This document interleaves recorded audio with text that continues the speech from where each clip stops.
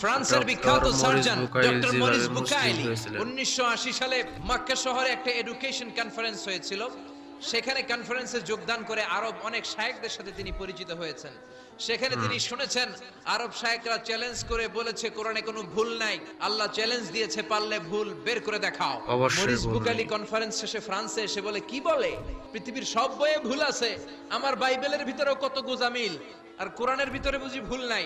আমি ফ্রান্সের বিখ্যাত সার্জন ডক্টর মরিস বুকাইলি কোরআনের ভুল ধরে ছাড়ব। ফোন করলো সৌদি আরবের এক প্রফেসরকে যে আমি প্রত্যেক সামারে 2 মাসের ছুটি পাই, প্রতি বছর আমি 2 মাস শেষে আরবি শিখতে চাই।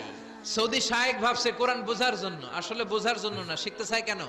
ভুল ধরার জন্য। ভুল 5 ধরার বছরে জন্য। আরবি ভাষা শিখেছে, হেদায়েতের জন্য নয়, ভুল ধরার জন্য। এবার সে কোরআন খুলে দেখে বিসমিল্লাহির রহমানির রহিম থেকে সূরা নাস পর্যন্ত যাই পড়ে তাই বুঝে, এমন আরবি শিখছে। কিন্তু যতই পড়ে অবাক হয়, যতই পড়ে পাগল হয়ে যায়।